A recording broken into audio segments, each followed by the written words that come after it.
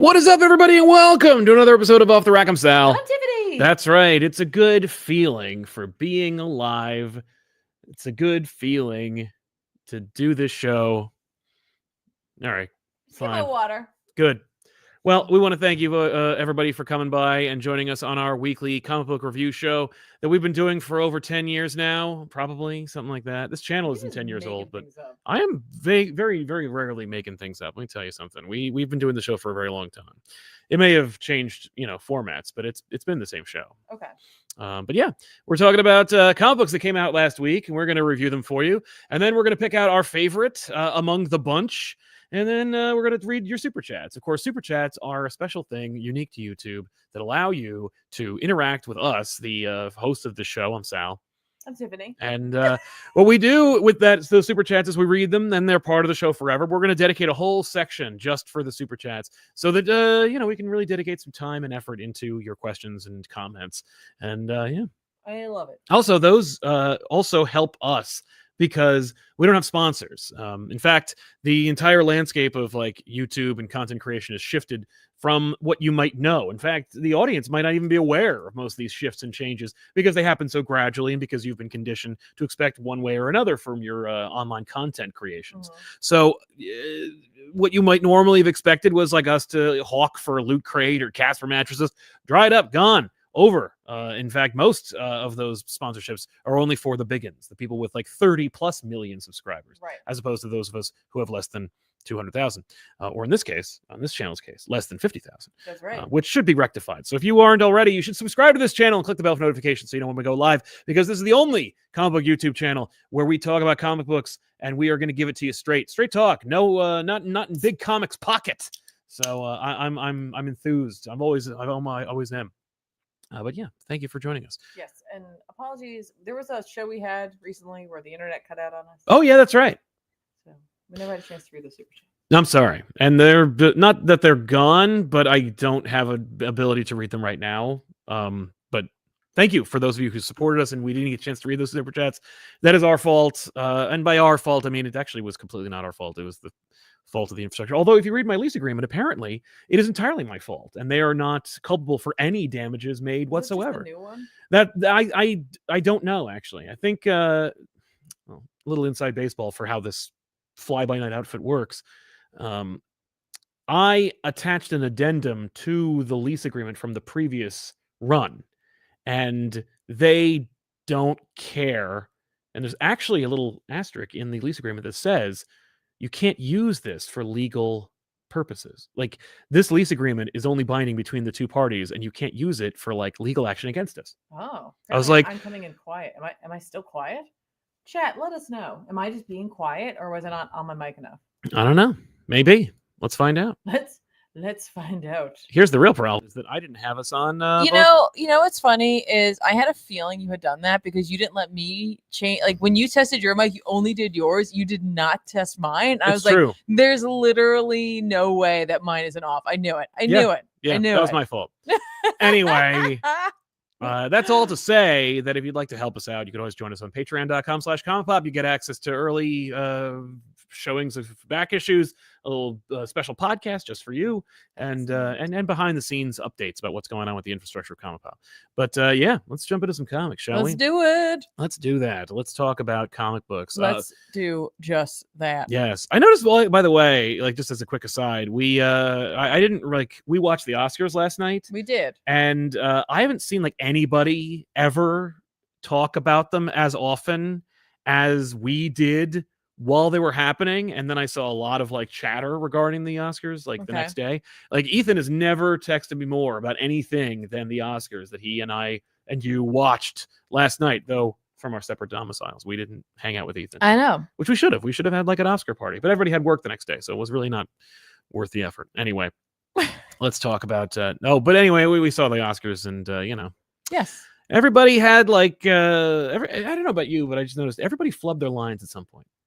It was not as clear and seamless as I would have expected. I don't know if you know this. They're not public speakers. They're actors. And what? As an actor, you get to take takes. Yeah, but most of them have some kind of theater experience or public speaking, for the love of God. I personally, as someone who doesn't love public speaking or being in front of a crowd. Like doing this is easier for You me could fool me. than being in front of a crowd. Like if you put me in front of people, that's a different story. Yeah, Than it's doing interesting this. actually. Yeah, Like even though I'm like we are live. Like this is all happening live. So like we're in front of an audience of if over I 150 messed people. up, people would know. Yeah. Right. But like I don't feel they're like I don't feel them. You don't like, feel their eyes. yeah, and there aren't like lights and they're like yeah. So for me, I'm like, of course it's gonna happen because you're used to doing one thing and then you're doing this now. Yeah, that's fair. All right. Well, I'm just saying, I'm shocked Oh, okay. by how many we'll people just make flub their sure lines. to pay attention when you flub your stuff. I mean, your- everyone already does, and Well, I now already do. I'm gonna call it out now. Okay, fair enough. Great. I read Teenage Mutant Ninja Turtles from IDW, of course, from Jason Aaron and Juan Ferreira.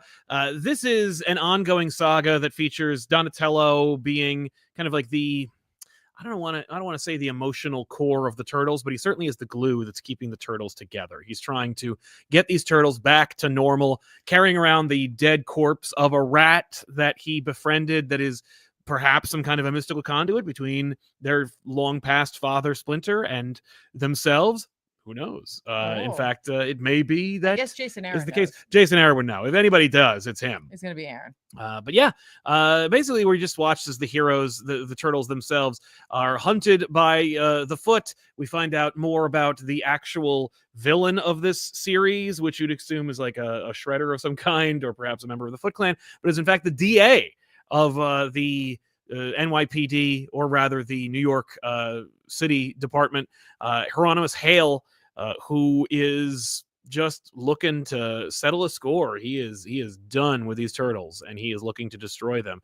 And he's using the Foot as kind of these like Gestapo police force hunting down and defeating the turtles, which is why the turtles have been forced out of their homes, away. Well, they all had separate homes. Like Michelangelo was in Japan, and Yes.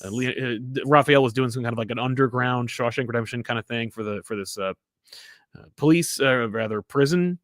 And Leonardo was doing something dumb with turtles. Who cares? But it Was he leading? no, Oh. he was doing something weird. And yeah, it was interesting to see like what each turtle chose to do with their time and their separation from their brothers, and how all of them are unhappy and desperate and kind of like forced into circumstances. And it's Aaron is clearly talking about like how you can't go home again, but also the cyclical nature of like comic book storytelling, where it's like they have to. Yes. I'm here to watch the turtles.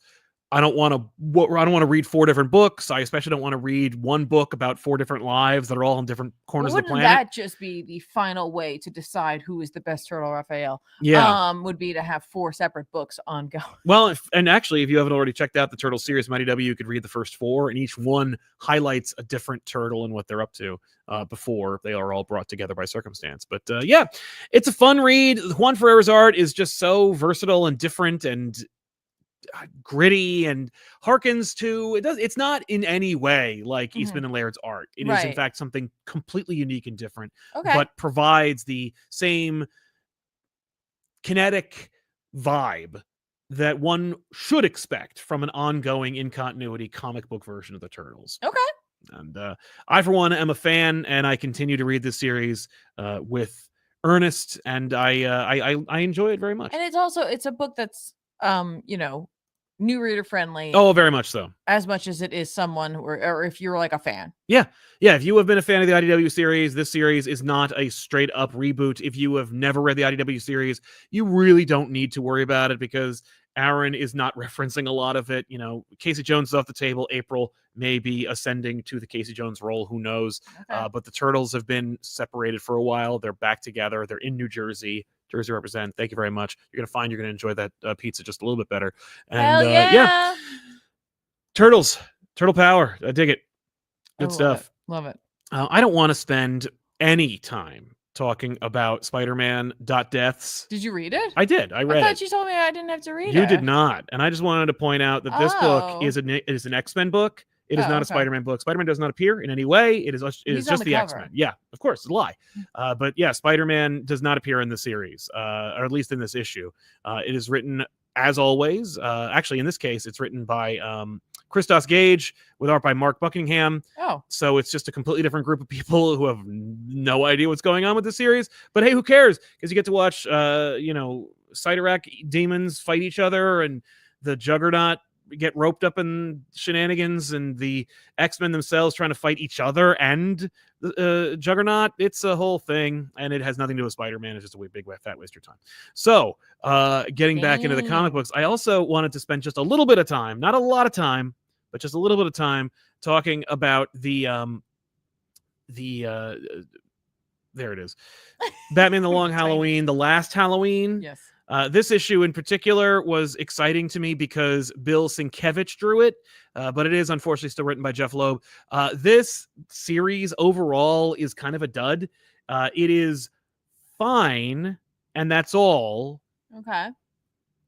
Does it justify its existence? Not especially. The exciting thing about this series is the changing roster of artists, but will it read well in trade? No.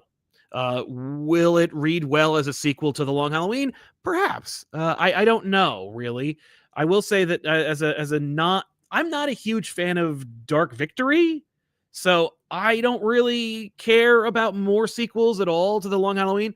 This issue in particular, Sienkiewicz isn't given a lot to work with, but tries his best to make it work. Well, that cover is phenomenal. Of course, yeah. It's like just phenomenal. It's It's so simple. Yeah, well, that's Sienkiewicz for you, baby. But no, it isn't. Sienkiewicz is not simple. Well, but he's deceptively simple. Like you'll see an exaggerated form of a familiar character, and it's just like something else entirely. Yes. But yeah, Joker basically like steals all the accoutrements of all of his fellow rogues, and then goes off and battles with Batman. It's fine. Okay. It's just I find that unfortunately the best part of it being all the rotating artists is its detriment, because it makes you forget, like, even more so what happened in the previous issue, because there's no true cohesion, because it really doesn't feel like Loeb loves what's happening in here. He's just writing it. Gotcha. But yeah, it's a shame. What are you doing? I don't know. Let me do it. All right. I got this. So what's next? Should I do one? Why not? I'm gonna do one. It's not this one. I'm fixing everything. Not to worry. I got this. I got it. We're gonna talk about this real quick. Let's see if I can do this. I did it. Is it that one? No. It's this one. Yay! It looks like the seasons. The Seasons by Rick Remender and Paul Azaceta. Oh, great. Last time we talked about this book, I was a lot of folk digging it. I'm not saying you shouldn't dig it, but for me, I was like, it was kind of all over the place. And this is the second issue, right? I read issue 2, and like, I didn't really like our main character. Yes, that's right. I remember that being your main criticism. Ooh, okay. No. Okay. Well, maybe I just need to get to know her, right? Yeah. Get a little more time to get to know some of these characters. And as I was reading it, I realized I was trying too hard to enjoy this book. Oh no! It's not that it's not like it's bad. It's just I was like, okay, okay. You know what I mean? I do. And I feel like for right now, and again, like, this is just we're going off of 2 issues, that like the introduction of these like quirky characters is really getting in the way of the story, which is weird for me to say because I love meeting characters. I'm like, yes, and look, the quirkier the better. Yeah, like, come on. But like, these guys, like, it's just like, okay, here we go. Like, here they all are. Okay, let's get started here. All right, we could have learned some of these traits as we went along in the story. Yeah. And honestly, I hope there is more to them, like more to like the characters. Because, for example, we have Summer Seasons, and she is a model, supermodel, and a narcissist, and she's just blonde and beautiful, and she comes off as like, oh, so like, good and whatever, but like is on the beach and annoyed at the sun that they have for their photo shoot, because it's the light for the photo shoot, I should say, because it's the sun and they should do something about it. It's not bright enough, but it's a cloudless day. You know what I mean? Or like, she's like, oh, all like, it's so like, obvious to film or to take photos on the beach, like modeling photos. And like, that is why I'm doing it, because it's so obvious. Then I'm like showing my fans like whatever. And I'm like, I get it. We meet artist Winter, Summer, or Seasons. And she is like doing her painting and then like hates where it's going and she destroys it. Like, she's just a moody. And I'm like, Uh-huh. So like I hope that there's more to this, because right now these feel like the characters feel a little stereotypical. Mm. And I'm hoping it's a ruse to something else. Well, how many issues is this series? I don't know. I really don't. Right? But that said, like Azaceta's art is fun and whimsical. Ah. And do you see over that folder over there? Do you see image 4? Can you just pop that in on top of the cover there? Yeah. Perfect. And just hit share this tab instead up there. Bam. There we go. And let's throw this up really quickly. I think that this is pretty interesting because a lot of his art, take a look at it if you're reading this book. There's fun details. Like if you see in the photo there, do Yeah. you see on the like next to the bench, there's like someone else there that looks like the antagonist that showed up Oh, in the yeah. first. And there's like a family photo they had. I'm like, was it always there? Was it not? Like that is what it's like kind of driving me. That's why I'm saying like I'm trying to like it too much. And I'm like, I just want to like let it unfold and let's see if I actually do enjoy it. Right. But like I said, like some of the characters a little too stereotypical for me right now, but that doesn't mean that's where they're gonna end up. We're just starting their character journeys. I'm gonna give it another shot. That means we're another issue in for me. Cool. Okay, that's fair. I read Superman, as I am wont to do, because I do enjoy a good Superman. This is, as per usual, written by Joshua Williamson with art by Dan Mora. It continues the saga of watching 90s characters that no one remembers punch each other. You know, some of them you might remember, Doomsday, for example. Others you might I've not. heard of him. But the Radiant from Doomsday, Superman Doomsday Hunter Prey, you might not. Essentially, this relies heavily on the fact that Joshua Williamson did a Lex Luthor special, which could have easily just been another issue of Superman. And in it, Lex Luthor has returned. In this particular issue, it's kind of a gradual shift. We watch, if you hadn't read that special, you might think, oh, there's something going on with Lex, but I'm not sure if it's officially him switching over yet. And in this issue, he does. But yeah, we watch Superman kind of like dealing with the Time Trapper, who also is, of course, a future version of Doomsday. Lois Lane is a Superwoman in this series, and we're watching as Doomsday, the Time Trapper, goes and tries and appeal to Lois Lane, Superwoman, in the same way that he did to Superman earlier and failed. He's like, look, things are going to get worse before they get better. You got to let me do what I need to do in order to like get this whole thing fixed. And she's like, absolutely not. And it's fun to see the version of Lois Lane like kind of being a super character. She has a lot of experience, having worked directly with Superman for, many, many years.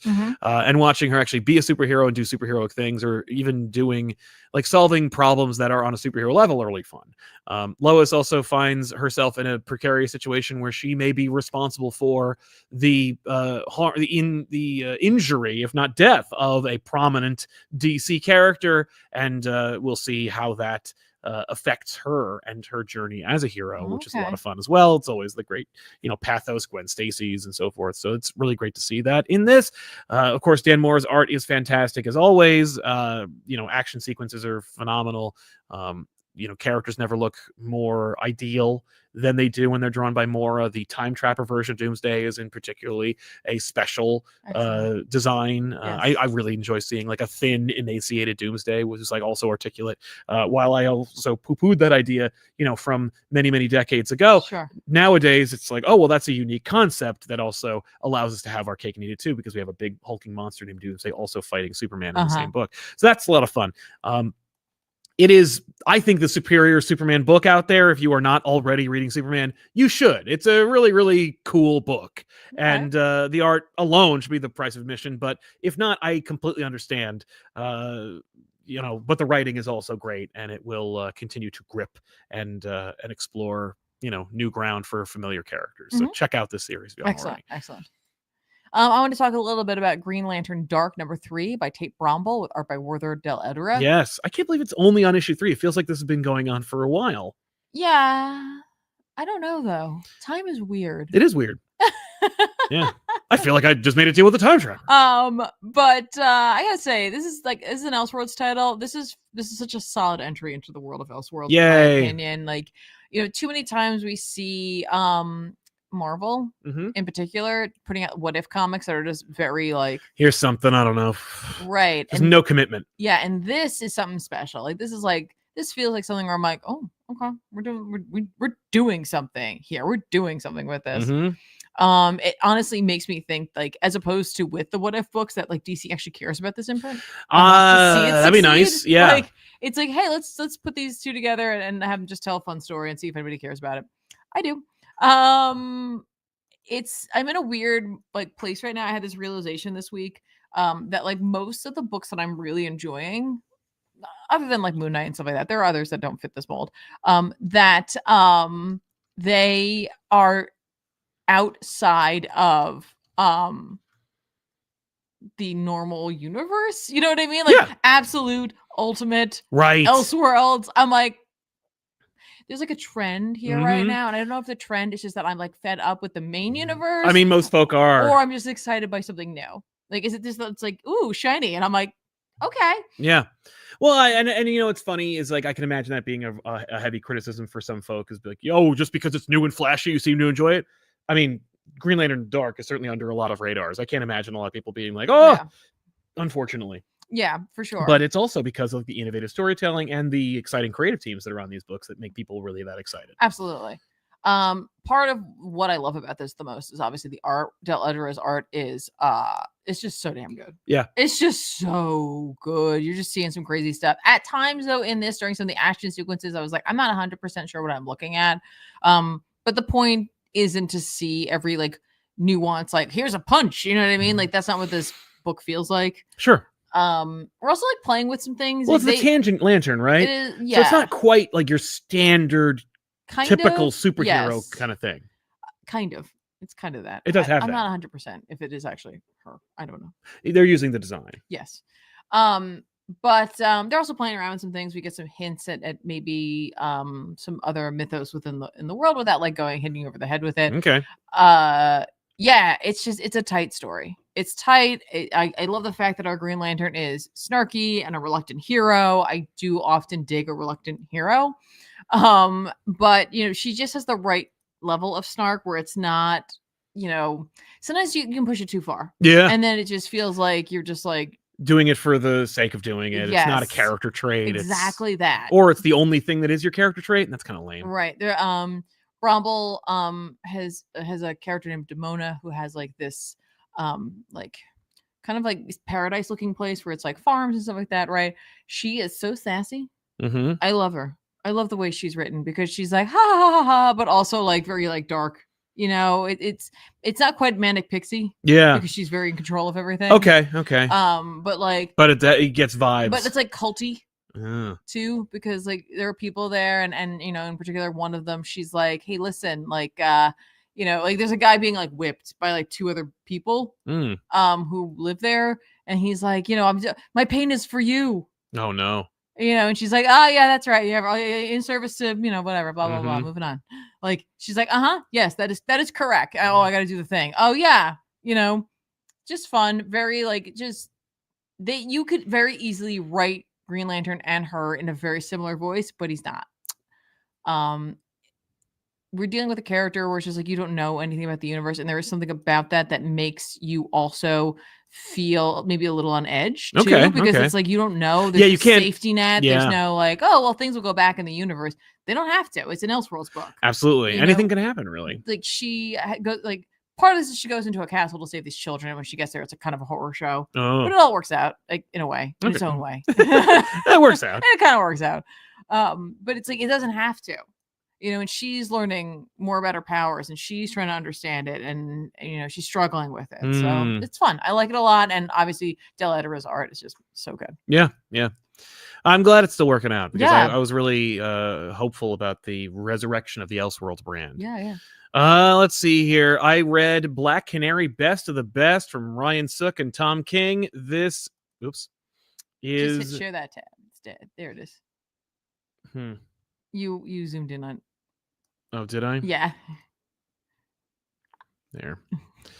Yeah, this is, you know, if you're not already reading this series, I don't know if issue 4 is going to get you, but like, we watch as, this cover actually isn't a lie. We're watching kind of like Tom King's version of the, first time that Black Canary and Ollie Queen get together, at least in this continuity.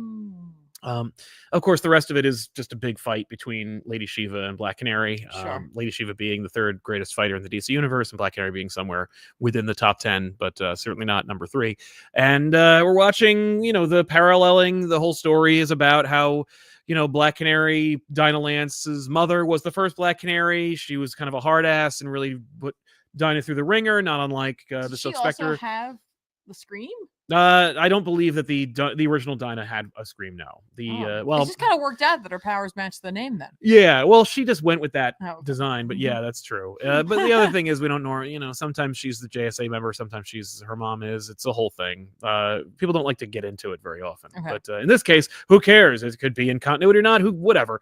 But yeah, Dinah's mother kind of put her through the ringer, and so there's like this strained relationship, and now she's dying, and so Dinah is involved in this fight to prove that she may be the best of the best. But of course, she made a deal with Vandal Savage to try and get a cure to save her mom. Her mom has kind of like made peace with her own death and said, if you're in this fight, do it to win. So there's this kind of dueling goals going on. And also, of course, Ryan Sook's art is visceral and action-packed and beautiful in its savagery. Fantastic-looking book. King gives Sook just so much to do I freaking with these love pages. this cover. Yeah, it's a great cover. So It's good. the interiors are just as good, if not better, than the cover here itself. But we're watching kind of parallels of Dinah's training in the early days and watching her bear fruit to those training or to that Sure. training in the ring. Yeah. And so if you're a boxing fan, boxing movie fan, you're gonna love this. If you aren't, you might still enjoy it. The colorful commentary provided by the two ring announcers is also ridiculous, just outrageous.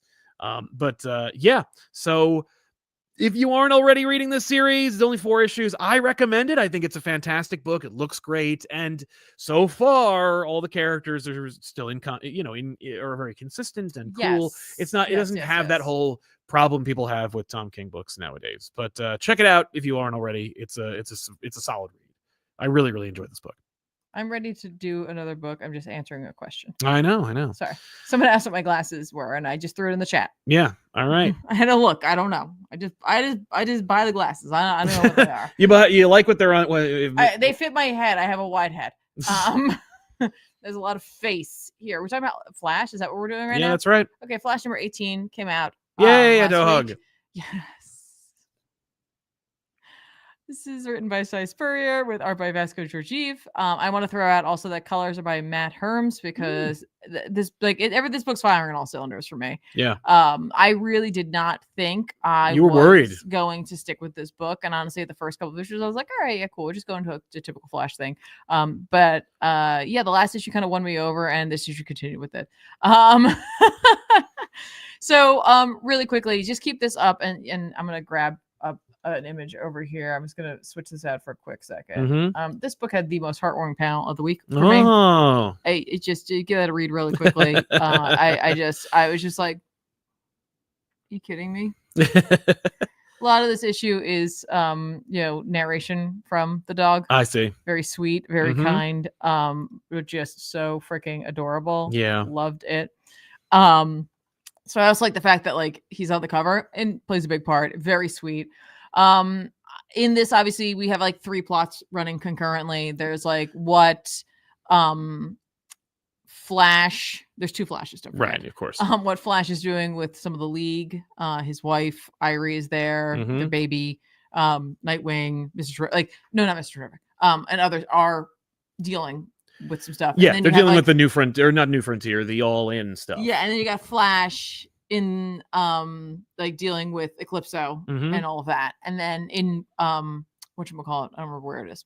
But and then you have his son, who is now on the moon with the dog. Oh, okay. So you got these 3 plots going, and it's a lot of like switching back and forth. Sure.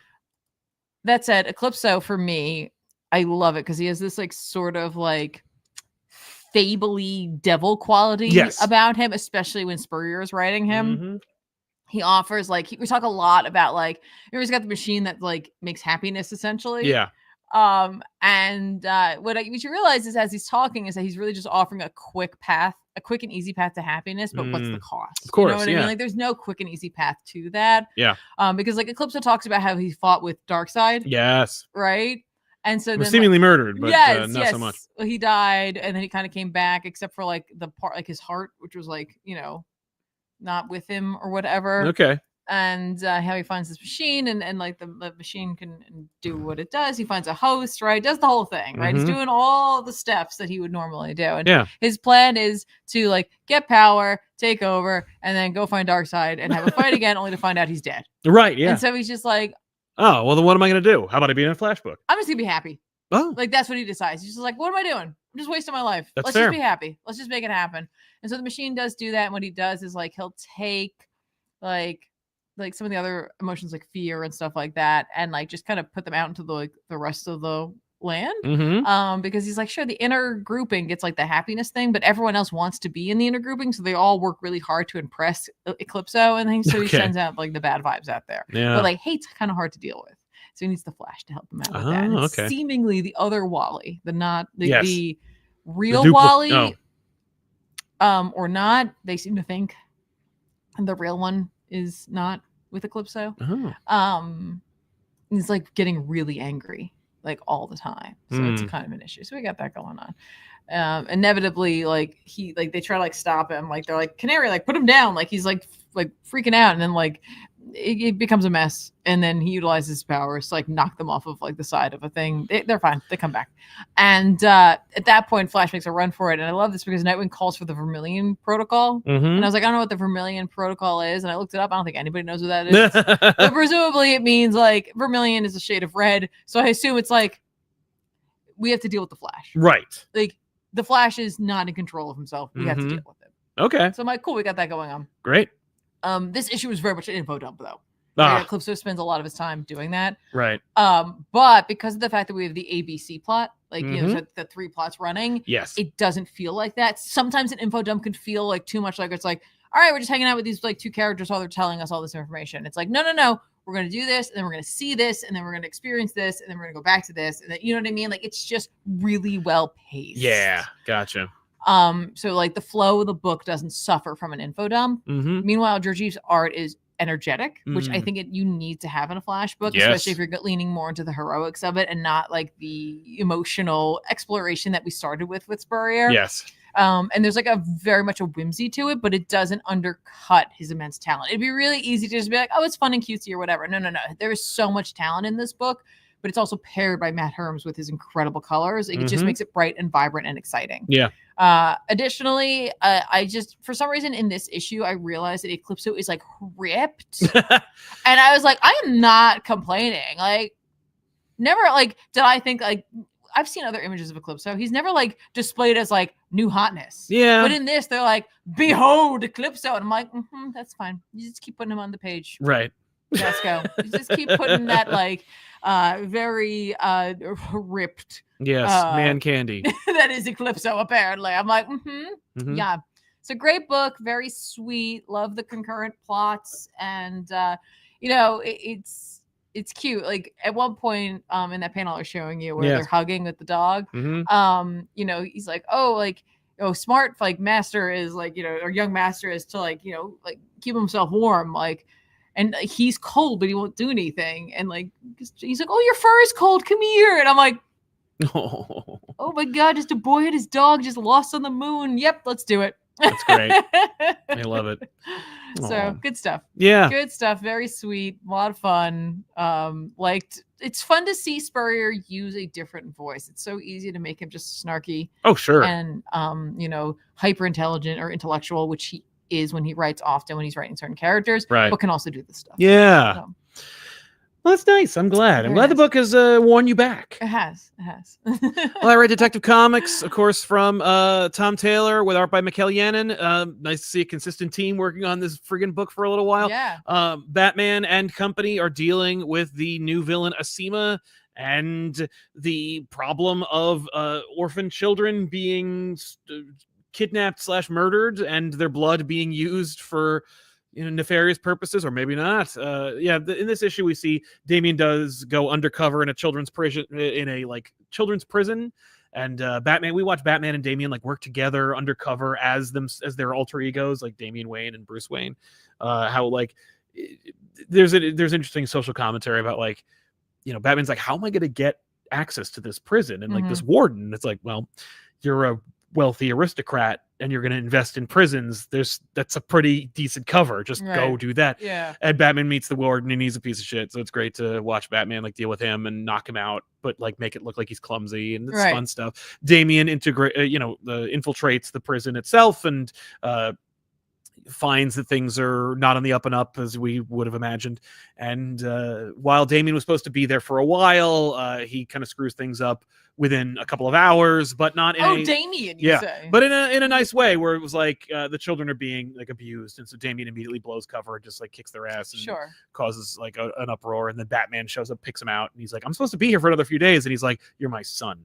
I'm not gonna leave you here. Right, right. Which I appreciate, but also I'm like, oh my god, Damian, you're my son. Yeah, I know. Not like those other boys. Yeah, but, they suck. Whoever they are. Also, big lie on the cover, Bloodlines. I didn't see a single spinal tapping alien or anyone getting special powers from said spinal tapping alien to behold. Nothing like that. However, if you read that Green Arrow annual from last year, you will get a reference to real Bloodlines, which DC shouldn't be shying away from. Where is that omnibus, you cowards? But yeah, good book, great looking art, fantastically classic looking Batman stuff. It's all the like controversy you might have seen online about it are completely evaporated. There's nothing in this book that's really that egregious in any way. It's just a fun little book that's fun to read, and it's classic Batman adventure. I have no complaints about this whatsoever.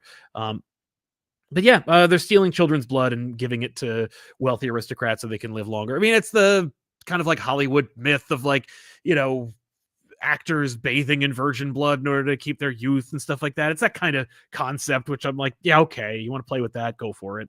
So I'm very okay with it.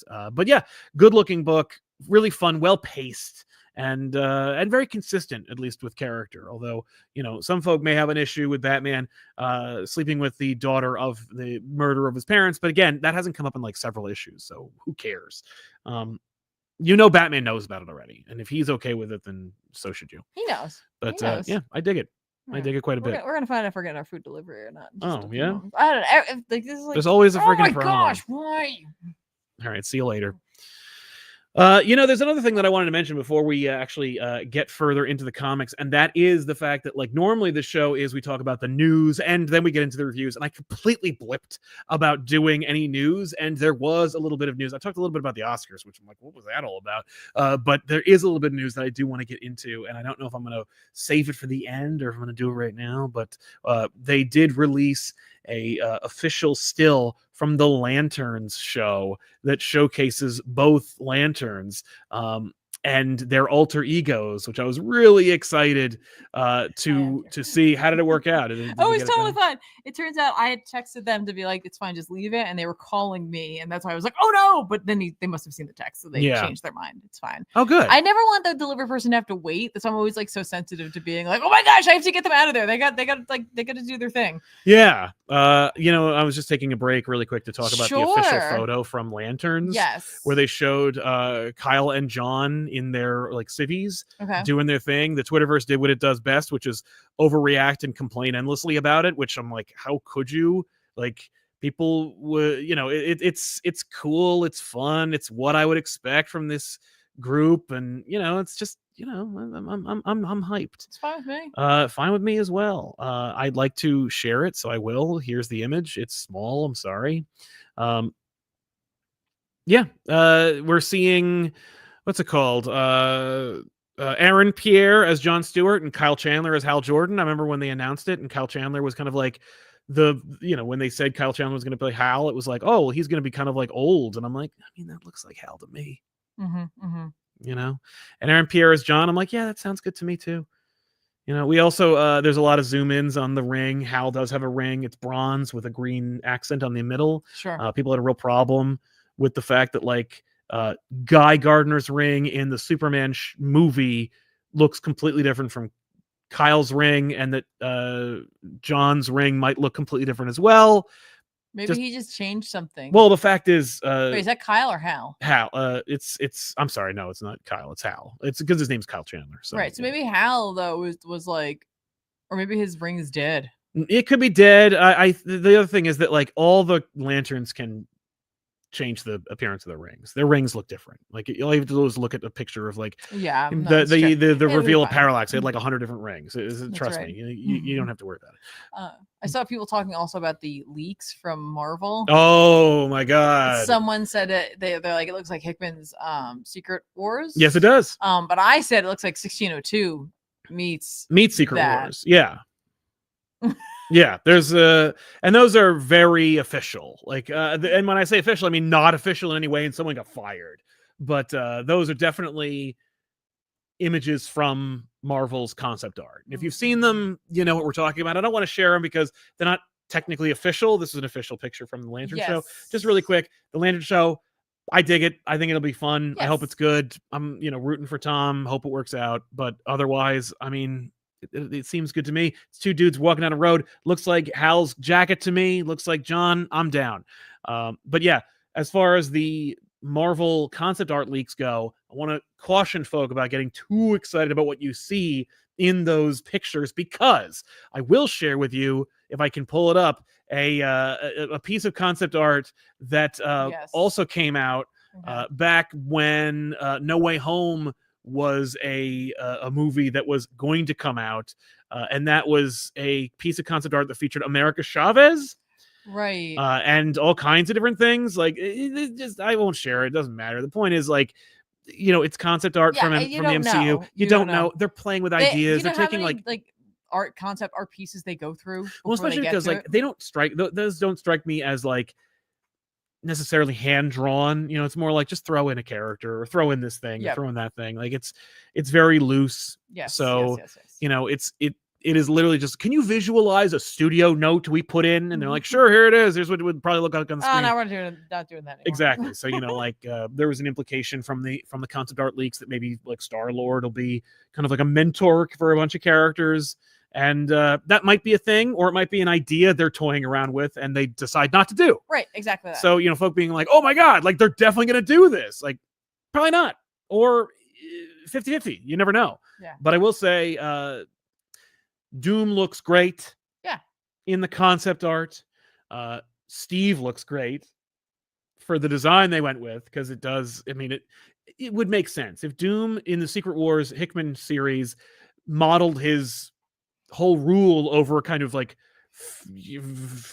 fiefdom, ancient like kings and lords and stuff concept. Why not use 1602?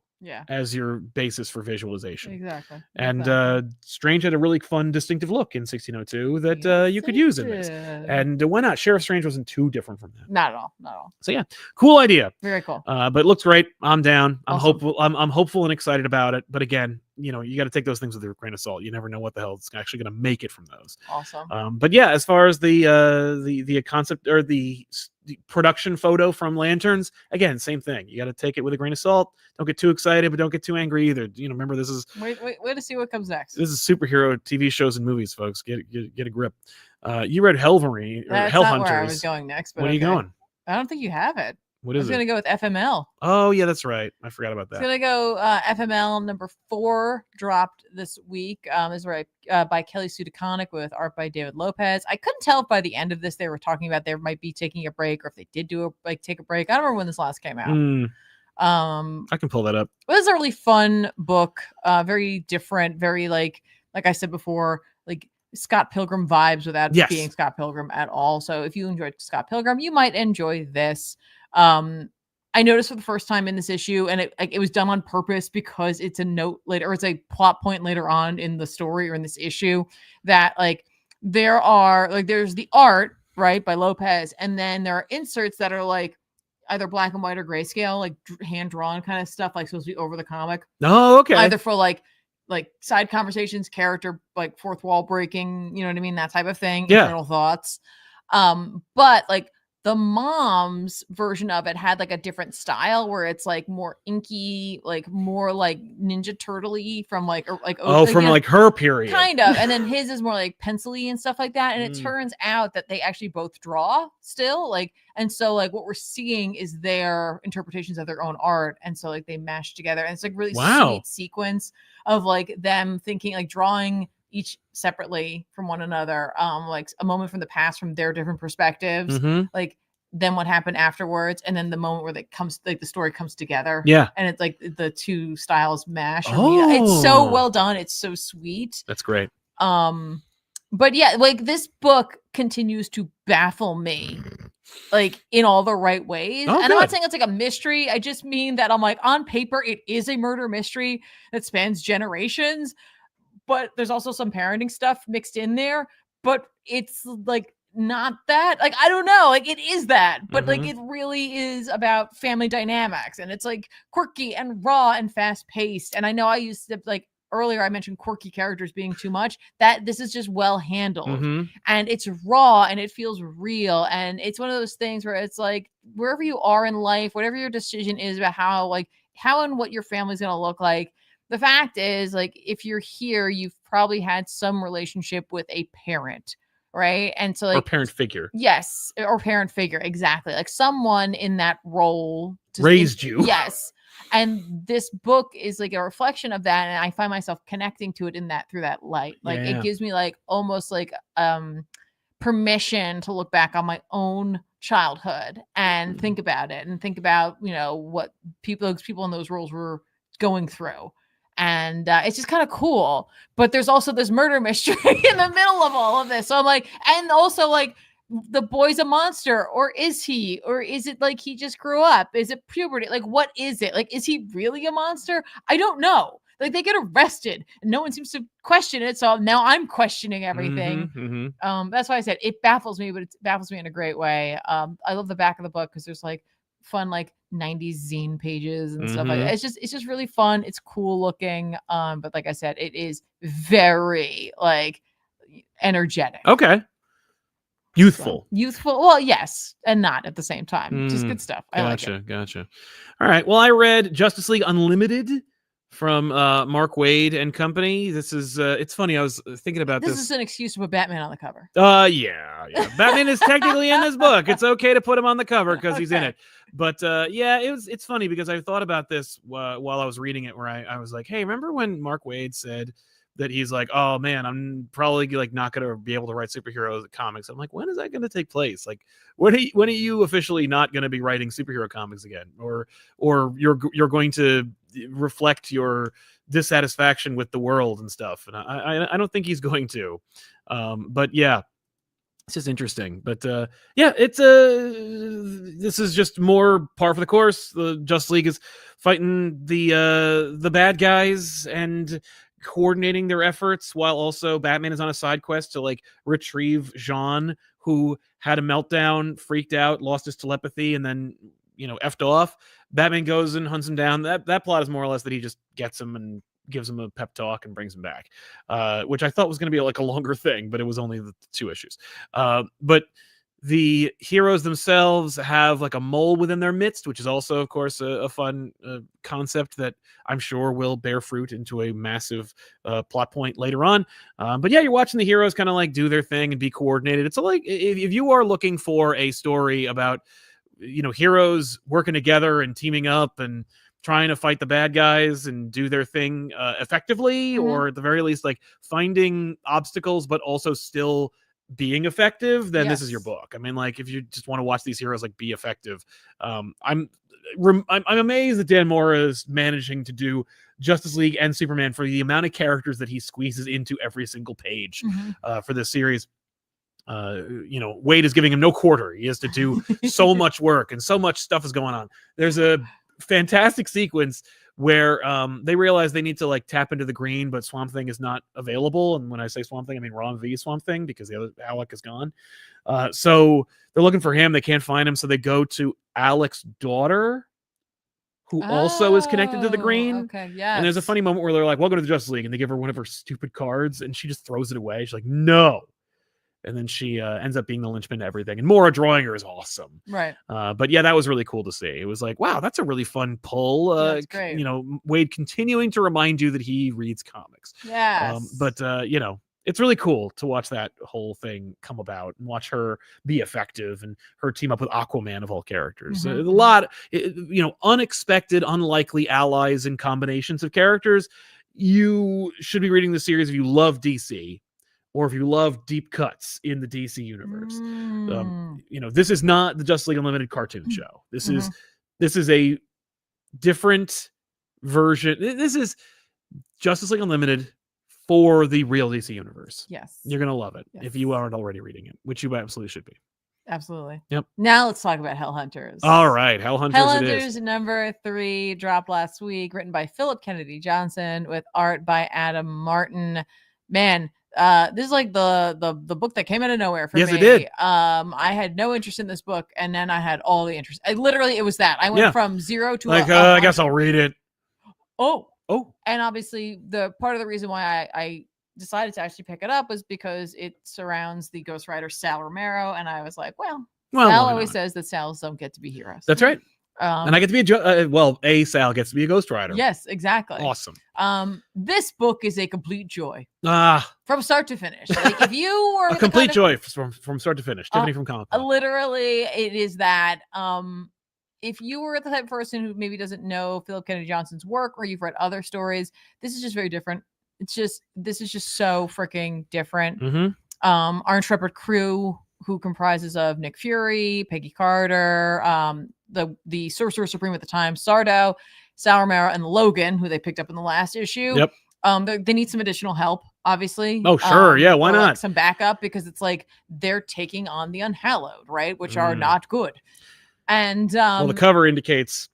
So they go fly the camp, and at the camp they meet Captain America, which I think is a great idea. It's like, listen, Johnson has to acknowledge the fact that it's like Cap is around now. Yeah. So we run into Cap and Bucky. Mm-hmm. And this is the issue. Like literally, I'm reading this issue, and I'm like just sitting down. I'm just enjoying the heck out of it. And I'm thinking about Bucky, because this Bucky is a little more violent than I'm used to. Right? Apparently, he was like taking ears off of their German enemies. Again, I'm trying not to use the word so that YouTube doesn't get mad at us. You know what I mean, and I'm not afraid to say it. I just am afraid that we'll get demonetized or pushed down. But he's taking ears, and I think Dum Dum finds out and takes them from him and threatens to tell Cap. So he's crying about that. That's what he's sad about. Yikes. I was like, what? But like, the more I thought about it, the more it just makes sense. It's like, yes, the Winter Soldier program made him what he was, but like, there was always a kernel of it. And that was the moment that I was like, is Bucky Barnes the Jason Todd of the Marvel Universe? I mean, yes, he's always been. Yeah. But I've never made that connection ever until this book. That was the pitch that I should have suggested when we talked about crossovers. It was Red Hood and Winter Soldier. That's the crossover you needed to do. That's something they didn't have access to back then. Yeah. But like, literally, I was like, okay. Like this Bucky really was already kind of messed up. This really solidified it for me, and I was like, this makes a lot of sense. Anyway, apparently, like their D-Day is like it's not working out the way they wanted to, because this cold weather front is moving around, which is the Unhallowed. Right. So like things are getting messed up, and so like they can't allow any troops to join this cadre, and especially not Cap. Cap is not going with you. Yeah. And they're like, that's fine. Honestly, I don't think more people would actually help us. What we really need you to do is like, if we don't come back, you need to tell Eisenhower to pull all the troops out. Because if we don't come back, that means we failed. That means Europe is gone. And the next is going to be like the rest of the world. So you got to go. And like the guy in charge is like, no, Colonel Phillips, that's who it is. It's like, okay, sure, why not? We inevitably get an origin for the Hallowed or the Unhallowed. It's done well. It's simple, but it's effective. Yeah. It's like, here it is. We can expand on it at any point in time, but it does all the things a magical origin should do, being told to you by a Sorcerer Supreme. Done and done. Done better than the 8 Deaths, 100%. Oh, sure. Not to compare. So inevitably Bucky wants to join. Of course. Nick Fury's like, no. Absolutely not. And then he's like, fine. Oh. No, he tells him that he can't have a smoke. He's like, I want to join. I'm going to come with you. You need someone like me. I'm great with a gun. You know it. He's like, can I have a smoke? And Fury's like, no. Here's what you're going to do. Go hide in the back of the truck, and you just tell them that you stowed away. Right. I'm not getting in trouble for this one. Sardo thinks it's a horrible idea. He's like, no, this is a bad idea. Karma's going to kick our butts. Yeah. If like, this kid's going to get himself killed. Inevitably, we do see Ghost Rider. Like Ghost Rider's out. Like Sal just becomes the Ghost Rider. Nice. Which is awesome, because like earlier, like Sal's in this, but like he's actually spending more time with Logan, because like everyone else is like a higher ranking official in their group. Yeah. And it's just Logan and he are kind of the grunts, and he's like, let's go find out where the grunts hang out together. And I'm like, I love that so much. Yeah. But yeah, so like inevitably when Sal Ghost Rider's out, Bucky's like, you need a gunner, and he hops on the back with his gun, and like he's just doing his thing while Ghost Rider's riding around. And That's I'm like, awesome. yes, okay. Then the cover that follows for this one is teasing the thing that everybody was asking, like, do we see this? And it's Ghost Rider taking over a tank. Oh yeah. Supposedly that will happen. Okay. And I'm like, all right, that I'm in, right? Mm-hmm. I have to tell you, like, as much as this is about Ghost Rider and I'm loving it, like the brief amount that we got of like Johnson writing Wolverine during this time period is giving me the sort of Wolverine I'm looking for right now. Right? Like he's gruff and he's snarky and he's insane. Yeah. Even without his claws. Right. Right. I love him. He has 2 knives and he's just like running around doing his thing. And he's just perfect. As I was reading this, came to the end of this issue, I was like, this should be an animated movie. Like they should just do this as an animated movie. Yeah. Who cares? Just do it. I would love to see it happen. Yeah. I wanted to call out Martin's art. It's perfection for this story. Oh, okay. Like it's just so freaking good. Like this is part of the backstory. Yeah. It's just the right type of feel. Like Mhm. whenever you see World War II things, it tends to have like this grime over it. And so the art reflects that. Sure. But it doesn't like stray away from like the hero moments. So Yeah. like when you see Ghost Rider doing his thing, it's still cool and fun. There's a smaller panel in which like there is a version of the Unhallowed that is just a bunch of dead German soldiers that are like tethered together. They're just one mass. Oh. And like Wolverine just launches into its mouth. And I'm like, yeah, This is awesome. This is what I want in my books, apparently. Yeah, yeah. The reason I wanted to talk about this one so much is I don't know if everybody knows that this exists. I don't know if it's like they know that's out here. We're only on issue 3. I don't think it's ongoing. I think it is a mini. I think we talked about that last time, and I just didn't remember to write it down this time. Right. But like, this is fun. This is just fun. Like I'm reading it and I'm like, I'm having fun. Like I'm just enjoying myself. Yeah. There's only 2 more issues and I just want to enjoy this book. Just set during World War II. You get this, like, it's, you know, enough in the past for Marvel that you get to change up some of the characters, but it's still familiar and it's just fun. Like, come on, go check it out. If you haven't had an opportunity, it's not a big buy-in. And like I said, you're going to have a good time. Yeah. I love it. That sounds great. Should we talk about really quickly? Should we talk about Ultimate X-Men? Yeah, I think so.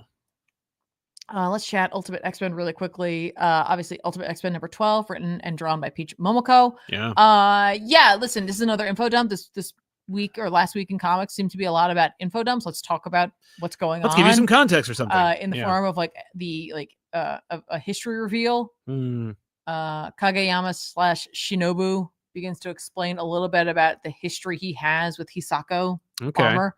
And yeah, I have to, like, this is the book that I have to constantly remind myself for some reason that, like, I'm like, this is not the X-Men, you know. Right. Even though I'm looking at it and it doesn't look anything like that, I'm just like, I think I know where the reveal is going to be, and then it's not. And I'm like, just stop. Just enjoy the story. Stop thinking about it. Just stop thinking about it. Just enjoy the story, because that's what this is. Yeah. And every issue goes so fast for me because I just want more. It's not because it's not well paced. It's just I'm just enjoying it so much. Yeah. Yeah, her twists and her turns, she's playing like with what we know, even though I know she doesn't know it all that well. So like that's fine. It really works out. But I am wondering, I was reading up on a little bit of Armor because I don't know Armor all that well. Like I'm very aware of her, of her presence within the comics, but like I don't really know much about her within stories. But I did read up that in Wolverine Origins, or a Wolverine Origins book, there was the idea that Armor's armor is formed by memory. And there's something at the end of this book I don't want to spoil for you that I'm like, I do wonder if she's playing around with that concept. Okay. Even though we're not going to do exactly a 1-for-1, if that's what we're going into. Yeah. It always impresses me.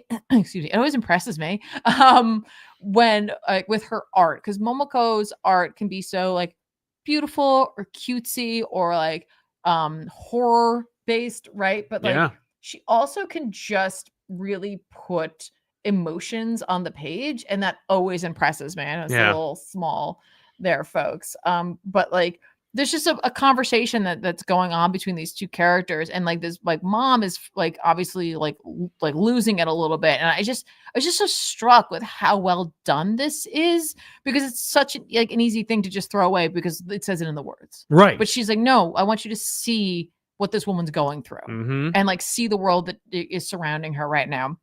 Additionally, this page made me realize that like her, like Momoko's palette choices really like they can sometimes be played down, and then later on in this book we'll see this like splash of red and it really hits you. Yeah. Like, she's just so very thoughtful. deliberate. She's very thoughtful, very deliberate with her choices throughout the issue, throughout the book overall. Just really good stuff. Loving the series. If you haven't had a chance, I think it would probably be stronger in trade. Yeah. Also, the end lexicon bit for this was this really cool like piece of like historical looking art for the X-Men world, and I was like trying to like figure out what it was trying to show us. Yeah, so, good stuff. Nice. Well, we also read Absolute Wonder Woman from Kelly Thompson and Hayden Sherman. This is, you know, more of Absolute Wonder Woman. If you haven't already been, if you're not on board, you know, where have you been? Wonder Woman does some awesome, cool, witchy stuff in this book. I mean, like, look, it's the culmination. This is the last issue of the arc. Of this arc, yes. So we see her deal with like the tetraside thing. I don't know what the hell it's called, but you know, the Lovecraftian monster. I know what it is. That she bisects with the massive sword, and but then we she see didn't. like, she missed, but she mentions that. I really enjoyed that, like little like, haha, not quite. Yes, exactly. But we see how she deals with failure, or at the very least with obstacles, while also giving us more backstory, more information about Cersei and their upbringing, Diana's relationship with gods, and you know, the underworld and the surface, and you know, Earth itself. We get to see Steve kind of like do his thing as well, which is really fun. You know, Sherman's art is as good and consistent with issue 5 as it was with issue 1. You know, the panel layouts are are what you come to expect at this point. There's actually it was funny, there's a sequence where like we have like his kind of setup where it's almost I don't know, maybe or like almost Art Nouveau, but like this kind of composition of panels. Yeah. And he's done it before in this series, but it feels like that's just what you should expect from the series. It's not like it's something new, but it's something that is unfamiliar in the rest of the mainstream comic book world, and so you're conditioned to it by this series, and that's really fun to see and get out of it. Spectacular action sequences from Sherman, while also getting some beautiful sequences of character and emotion and pathos. What do you think? I was like, wait, am I supposed to jump in or wait? I love the parent-child lessons that are in this book. Yes. Through her errors, like through Diana's errors with her mother, she's able to like, she has the ability to reflect on those and learn. Obviously, she has the bonus of having like Hecate to talk to kind of about it. Yeah. But you know, she's able to show what incredible strength she has and understanding by doing that, because it's not easy to do that. I mean, like, she has immense physical and magical strength as well, but she also has like the like will to be able to go like, I understand why my mother is doing this. Right. Like, I understand what it is that like she is doing and what the meaning is behind that. Like, yeah. and to do that, or to even admit that maybe you don't understand, but that it will be revealed. That's really cool. I love that. Well, because we get that from the origin of her lasso. Oh, yes. And how it was hewn by Cersei herself and infused with some of herself. And Diana's kind of like afraid / she doesn't like what it does to the harpy, which I was just kind of like, but like, honey, it's a harpy, and I understand, but like, they suck. Yeah, but she has compassion. Wonder Woman is, if nothing else, patient and compassionate. But I love that moment with Hecate where she's just like, she wanted, like, your mom wants the best for you, and that's the thing she knows best is like transformation, transmogrification. And I'm like, that's really cool. Yeah. Of course, like this is kind of the theming overall, and I love that like Thompson's kind of revealing that to us now, and like kind of like a I'm telling you, but I'm not telling you kind of way, because the fact is, as soon as Wonder Woman said she was both terrible and tragic, I was like, Medusa. Dope. That was a fun reveal for me. I was like, yes. Yeah. Okay, I know what mythology we are going for here. Yes, please do it. that said, let's talk about that. Let's talk about Medusa and why that's really cool. Now, this is why we need the Bard from Australia here, because he knows all about the Gorgon. Oh, he does, yes. But let's talk about that. Like the idea of like how many times in this issue that like you were being talked to about transformation without even thinking about it, right? Mhm. Like we're echoing like Circe and Hecate's transformation level. It's got a lot of different meaning because it's like Circe transforms into a mother. Diana transforms into Medusa. Medusa is transformed into a Gorgon because she didn't always look like that, Mhm, right? mhm. Medusa transforms people to stone, and the story of Wonder Woman has been transformed into something new and absolute. I was like, wow. Yeah. like this is me reading the book. I'm like, Yeah, that's true. It's so phenomenal freaking series. good. Yep. Like so good. Yeah, right? they needed to pull out all the stops for this climactic finale of this arc, but also setting up kind of like new dangers, new issues, new obstacles, and new toys for Mhm. Diana to wield. Yes, absolutely. I also personally love how much they're leaning into myth. I knew they were going to, but like just these polls and like not making it. They're not pulling the myth to be like, oh, I want to use this. I'll just make it fit somehow. They're pulling the myth because it makes sense. Exactly. Like this makes sense, and it's a great way for her to stop their enemy. And Yeah. I'm like, what? Yes, absolutely. Right. Absolutely. Yep. Like Sherman, you already mentioned it, but they are just such a Nailed it. juggernaut. Yep. Like just an incredible creative. Yeah. And that Drag Me to Hell-esque and like ending just Oh yes, absolutely. mwah, Yep. so good. This book is beautiful and gorgeous and just the best. This is absolutely my absolute favorite. Absolute. Oh yeah. Oh yeah. No, it definitely lives up to the title, but also continues to be kind of like the strongest showing from the Absolute line. I agree. We also read Ultimate Spider-Man from Jonathan Hickman and Marco Cicchetto. We saw what Hickman was doing in the previous issue, because every issue is a month. The last issue was like the end of the month. This is the next month, so it's only been a day or so. And so we watch as Harry and Peter traipsy across the Savage Land, trying to make their way out.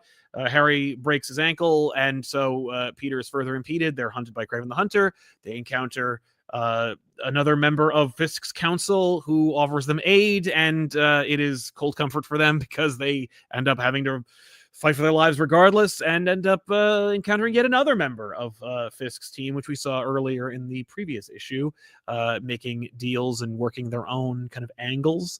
Under the surface, we also get another plot point, which is Richard and his kind of like assuming the Spider-Man role. He encountered Felicia in the previous issue, and now we're seeing the kind of fun throwback to old Bendis Ultimate Spider-Man, which is subversion of battles, and kind of like, what if cooler heads were to prevail, or what if less than cooler heads? What if it was a couple of teenagers who were just like not really that down with doing what they're doing, and then they meet each other and they're like, well, why don't I just waste time talking to this person instead of doing whatever the hell I was here to do in the first place?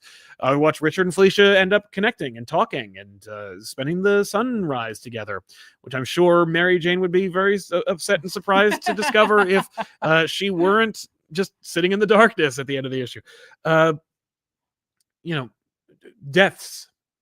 There's a death in this issue. I know. Maybe. I did not expect both of those raptors to be killed. This I know, what a shame. This whole issue was a short, sad story about raptors. About two beautiful raptors that are domesticated and perfectly willing. The first one, I was like, oh, yeah, okay, great looking stuff though. They like, you can tell Cichetto's like, I want to draw some raptors. Let's draw some dinosaurs. Let's get some dinosaurs in here. We're in the Savage Land. Let's do it. And I'm like, yeah, good call. Make dinosaurs happen. Yeah, exactly. Let's just do it. I mean, so good. Look at that.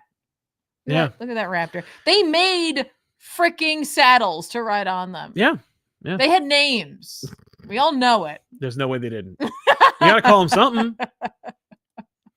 But yeah, no. Raptors, Mole Men, Mysterios, and a death that literally I gasped. You weren't in the house. No.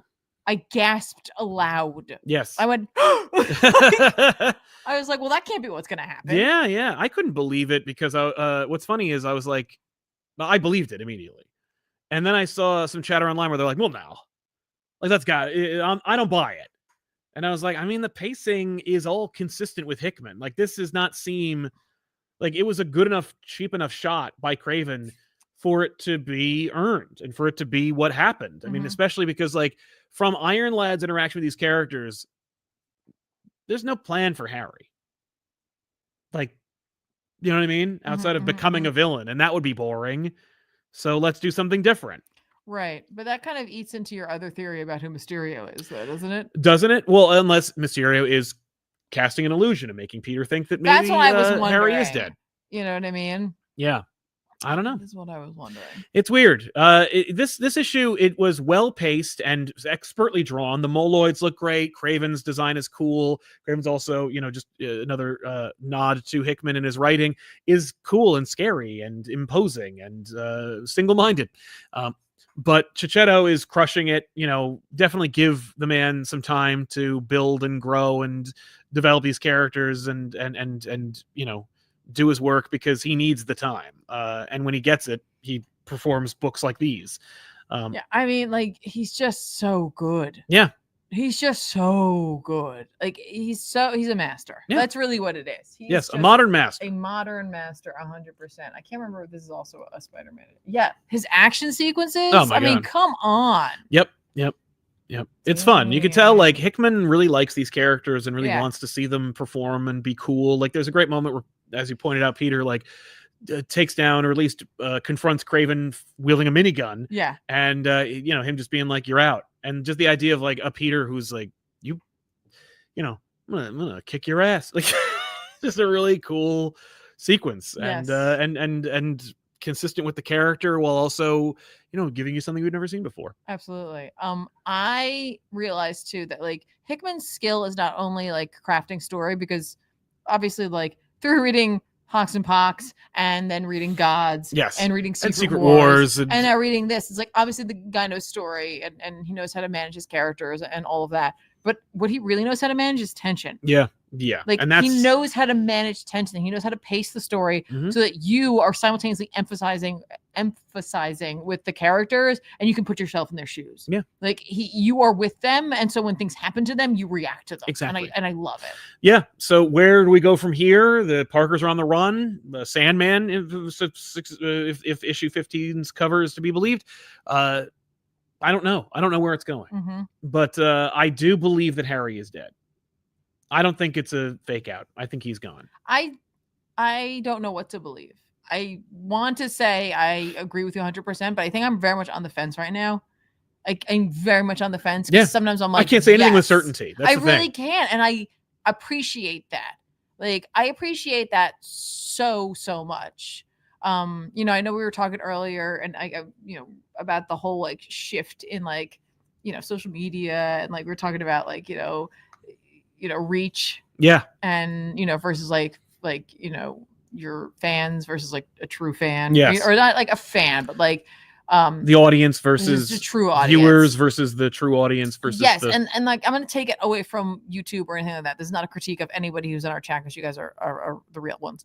I'm talking more or less about Spider-Man, because it feels like Amazing Spider-Man is written for reach. Yes. And this is written for fans. Yeah. For people who are truly love the character. Yeah. And that is such an indication of the problem in general, where it's Amazing's just out there to I don't care, just get in as many hands as possible, and this is succeeding in doing that without having to sacrifice trying to make that work. They're I'm just gonna write the characters true to who they are, yes, even though they're in a different world, and guess what, it works. Well, and it's so funny because that's such an astute observation, because you're seeing, and I think it's not that necessarily I think Amazing Spider-Man is reaching further than Ultimate Spider-Man, but I think more Wednesday Warrior comic book fans are coming out and buying it. Why Ultimate Spider-Man outsells Amazing Spider-Man, despite Amazing Spider-Man consistently being what it is, and driven if it's always going to do more numbers because it comes out more frequently. Well, that's true. So you it's hard to compare. Well, Ultimate always outsells Amazing Spider-Man, but Amazing Right. Spider-Man always is the number one book, more or less. And I think the reason is because more fans, as you said, more people who actually discerningly want to read this book are coming out and reading it. People who don't normally read. It's not like all Amazing Spider-Man fans and more are reading Ultimate Spider-Man. It's that probably a smaller percentage of Amazing Spider-Man fans are reading Ultimate Spider-Man, and more other fans of other things are reading Ultimate Spider-Man. Yeah. Ultimate Spider-Man has a better reach to more comic book fans, and Amazing Spider-Man caters to people who only read Amazing. That's true. That's true. So, yeah. What do you think is your book of the week? Oh my god. It's a real Sophie's choice. I want to really give a special shout out to Black Canary. I think the book is so well executed and it looks so good. It's one of the best looking mainstream big two books on the shelves for its technique, and it's just a technically well made, well written book and well drawn book. But yeah, it's got to be Ultimate Spider-Man. I mean, this is like an impossible like task. I know you have too many books. I like too many things that I truly enjoyed this week, because it's like obviously Ultimate X-Men has been like, for me, just a powerhouse. Like Peach Momoko is doing writing and art on this. Let's not forget that. Like she's completely crafting this world on her own. I mean, obviously I'm sure she has her editor to talk to, but it's not like, you know, she has the artist to be like, hey, what about this? Or like, I was thinking this, or like, oh, I made sure to pay attention to that. Like, it's just her. It's just her all by herself it's doing, just on her shoulders, doing a Herculean job of selling an X-Men book that isn't about X-Men. Yeah, but it is, but it's not. You know what I mean? Like it's just incredible. And like obviously, like I had so much joy from reading Hellhunters this week, like true joy from reading that book. Yeah, that I'm like, I want to give it to right. them. It's too bad Hellhunters had to come out on the same week, right? Because like Ultimate Spider-Man made me like physically react. Yeah, but like Wonder Woman, I think has to be my book of the week. That's fair, because it's like it like lives in my brain rent free. Yeah, you know what I mean. Like yes, the others like gave me like such a like a joyous reading week, but like that book, like I just love to think about it, and I love to think about the art, and I literally am just like, ooh, I don't want to figure out what's going to come next, but I can't wait for what comes next. That's fair. Yeah. Let's jump into some super chats, and then we'll recommend comics that are coming out this week that we can check out. Ardweek says, sup y'all, sent a bunch of supers a couple weeks ago and never got read, so re-asking, will we ever get Something Is Killing Children on back issues? I think yes. I think one day we will. Not for me, but I think we will. Wow. A Hulkzilla saying, so Sal, how's that trip on the Titanic going for you? I read Ultimate Spider-Man right after Absolute Wonder Woman, so I got some whiplash from Ultimate Spider-Man's ending in contrast to Absolute Wonder Woman. Yeah, you should. Wonder Woman is about hope and Spider-Man is about perseverance. So yeah, I think you're going to get that whiplash. But yes, it feels like that. I drew at least a short on the main channel, youtube.com/ComicPop. I saw that today. Yeah. Oh, did you? Yeah. Yeah, where I'm like, it's like going on the Titanic, you know, as a time traveler, and just being like, this is a fun experience, but I know that iceberg is coming. Yeah. And I think we're seeing at least like the tip of the iceberg in this particular issue. Thank you. Lenny Laserdisc says, just started Jed McKay's run on Moon Knight. Had this on my list for a while. Read 6 issues in one day. Have a great week, ComicPop. Yeah. Gotta say that's because Tiffany, right? That is the Jed McKay, like, you know, effect on that character. It's just, it's like a downhill run, but like it's like a joyous one. You're not out of control. You're just like, yeah.